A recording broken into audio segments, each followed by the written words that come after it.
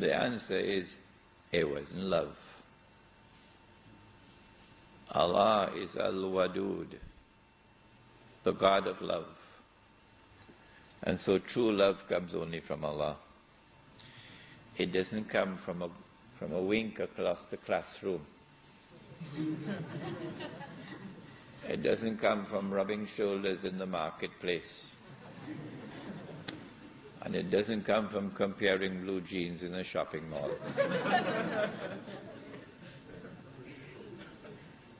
Allah is Al-Wadud, the God of love. And love comes only from Allah. This is the message we've come to deliver tonight in Lakemba on morals and character. We now marry, but this time we marry in Allah's name. Look at her. If she is pleasing to you, her appearance is pleasing to you, and if in her public conduct she is virtuous, don't go digging into her private life. Because she may have done something and Allah put a cover on it. Like I did something and Allah put a cover on it. Like you did something and Allah put a cover on it.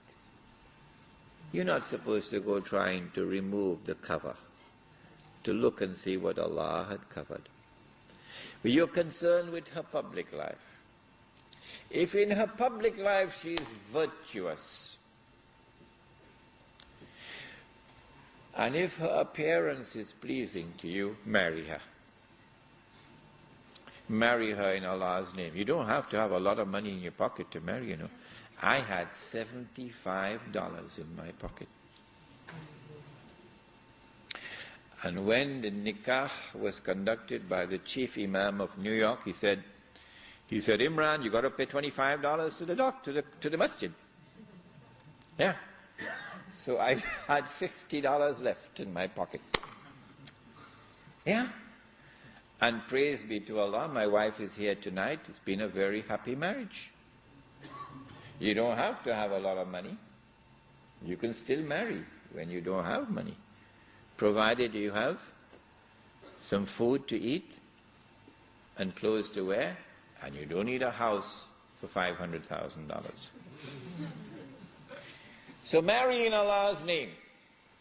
And when you marry in Allah's name, then live with each other in a manner pleasing to Allah. If your neighbors like it, if the big family likes it, and if Australia like the way you live, alhamdulillah. But if you want to live your life pleasing to Allah and Australia doesn't like it, or Sydney doesn't like it, or your neighborhood doesn't like it, then say to them, that's just too bad for you. Because I am not going to live my life to please you and displease my Lord.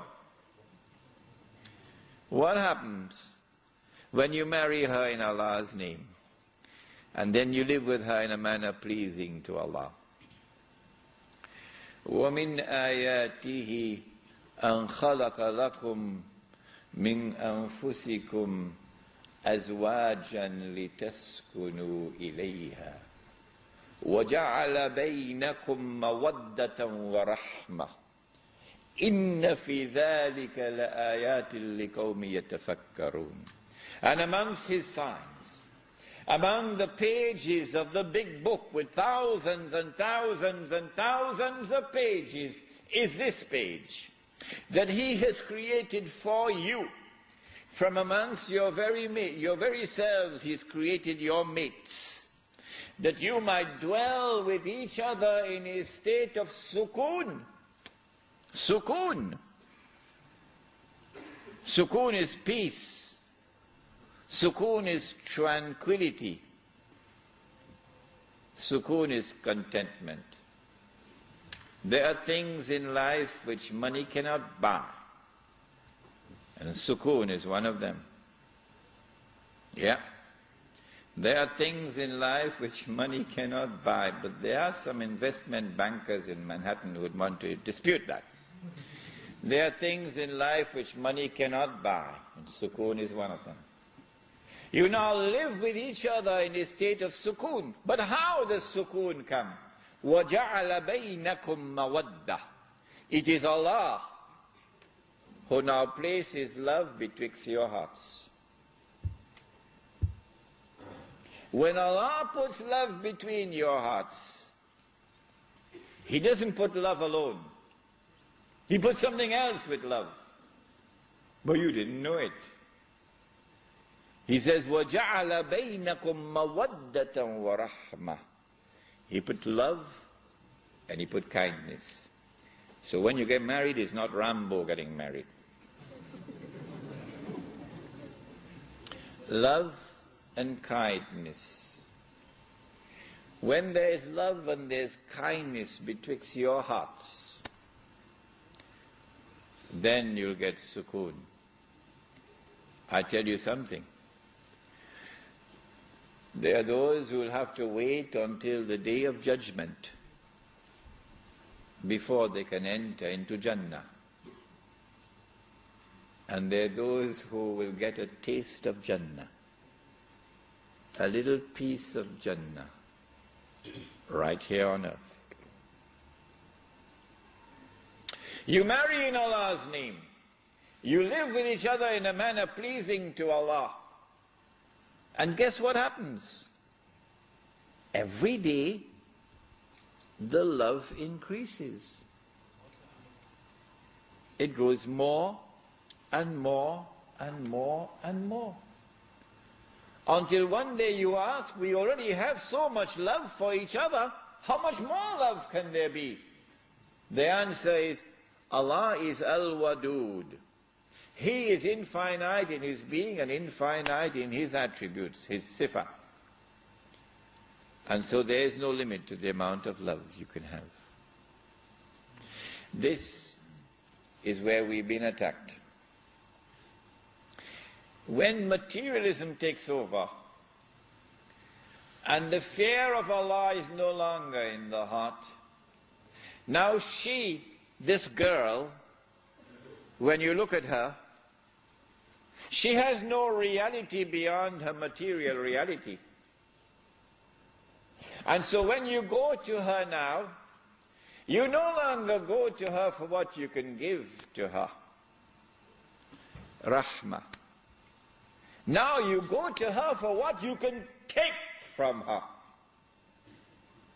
to satisfy your need.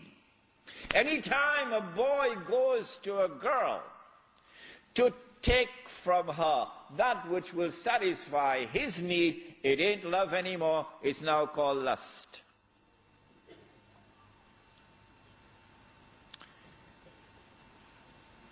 It's called lust.